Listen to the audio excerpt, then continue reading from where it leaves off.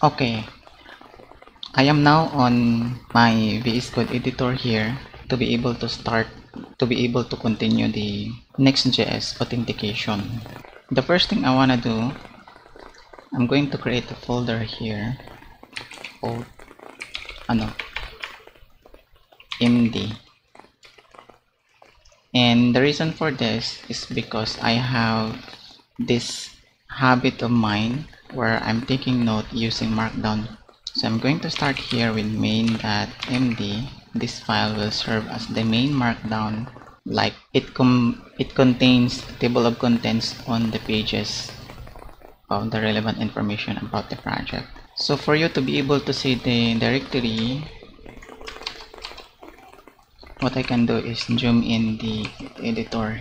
In the previous video, we installed Next.js and shadcn. So this is the directory structure of the project, how files are categorized based on directory. So there is a next, and what I said earlier, I created md, node modules, public, source where all our codes will be residing. There's an app,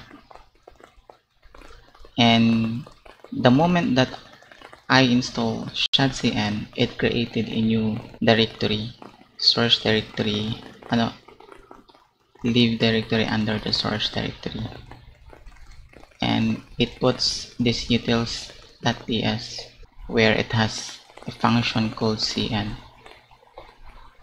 Then some of the files at the root get ignore components.json.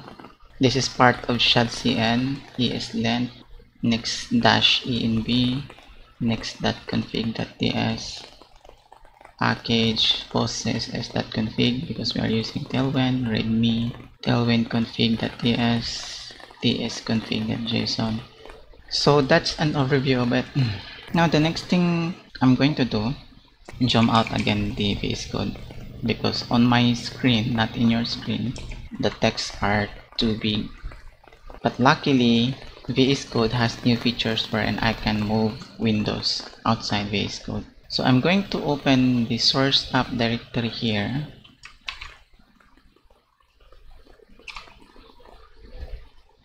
And then on the app, page tsx, open the file,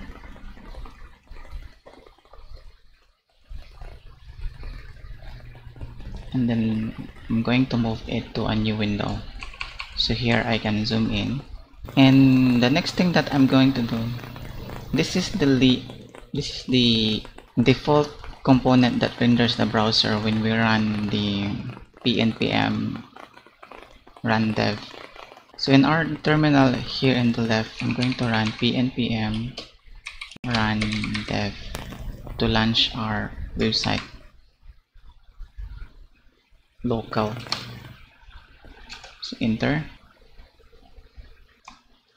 Alright, and now I launched the website. So the last time there is an error, I don't know what kind of error is this. Hydration failed because the server rendered HTML didn't match the client. As a result, the tree will be regenerated on the client. This can happen if the SSR add client component used. Okay, I don't know what caused the error, but I visited it in Chrome and the issue was gone. So let's continue here in Chrome instead. The next thing I'm gonna do is to remove this default. So I'm gonna fold this and just remove it. And let's try typing h1 hello world, the classic hello world, and here you can see the hello world appears, so it's working. Now the next thing that I'm going to do, I'm going to add dev here. Let's move there, and let's test our tailwind. So we can try font bold and text green, let's say 500, text 3XL, and there you go, it reflects there. So we can move this on the left side and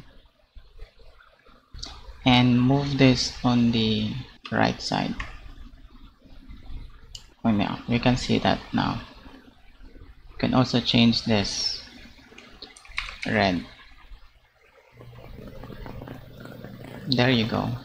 You can add here a new div as well.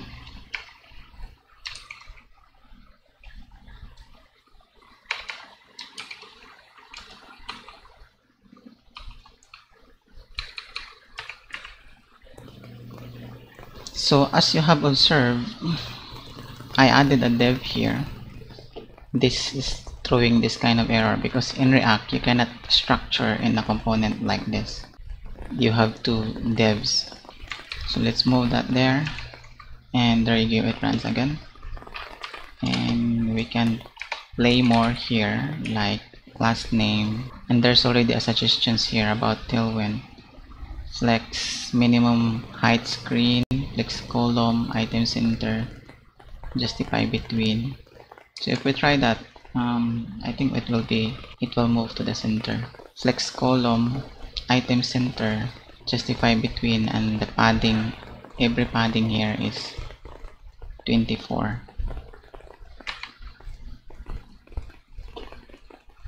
So let's detach this inspect element and move it here. Let's change the theme into light and make it more bigger so we can inspect this hello world. So you can see here padding 6 rem, p-24 represent 6 rem of all sides, justify space between, align item center, so it is aligning there. Flex column, minimum height is 100 ph, and the display is flex. So I think that's self-explanatory. So let's bring that down. Alright, so I am now on ShadCN. Let's go to components and let's use some of the components we need. Let's look for a button here, and we can use this pnpm dlx add button to add button to the project. Alright, so here I'm going to add a new terminal and then just paste the command there, pnpm dlx ShadCN, that will add a button component to our project. And I believe it is adding a component now.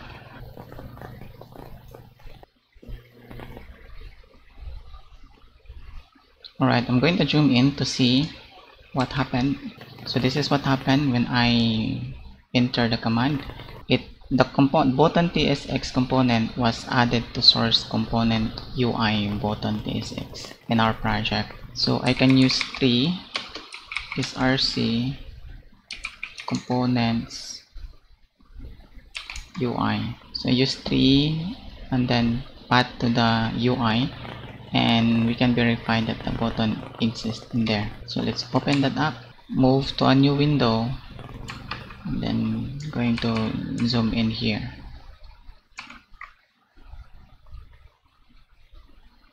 So this is the content of the button tsx.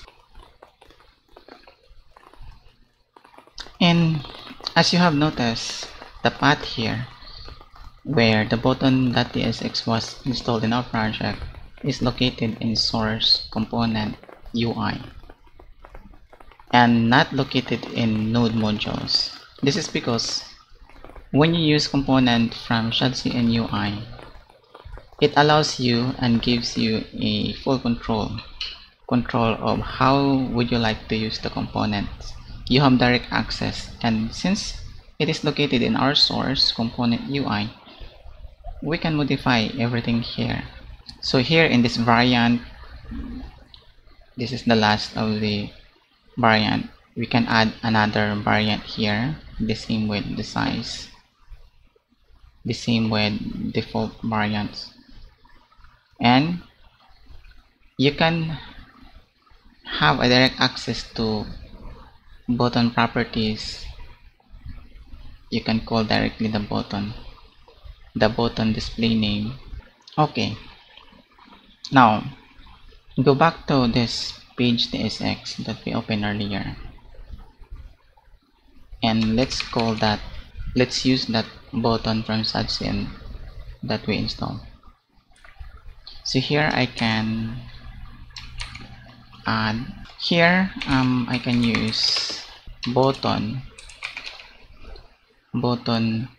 and VS Code automatically detect where the button is located. But for the sake of muscle memory here, I can add and represent the absolute path to the source directory / components / UI, and then the name of the components we are calling.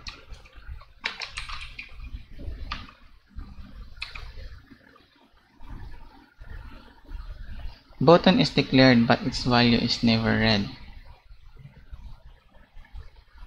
Has no default export. If that's the case, I think it will be called like this.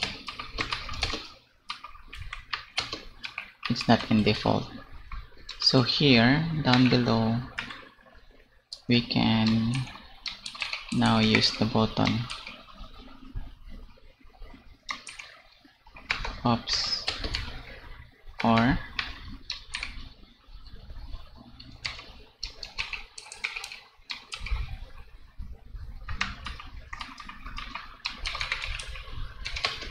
click me.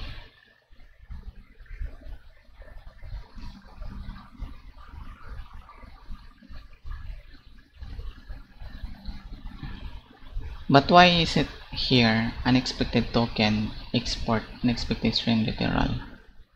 Alright, earlier it did not work. What I did here is I rerun again the command pnpm run dev so that the changes will reflect. Now we can see here the button click me appears on the browser.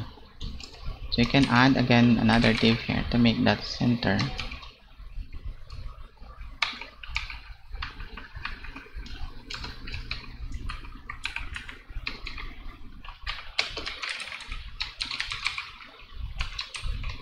Display flex the same as, I think we have to refresh this. Alright, so now it's in center. So these are the default variants. For variants, if we don't give properties like this in the button, then this will be applied. So to wrap up this video, we create a simple button using the component from ShadCN. This is our continuation from the last video I created. So thank you for watching, and see you on the continuation of this next auth tutorial series that I am creating, so stay tuned. Bye bye.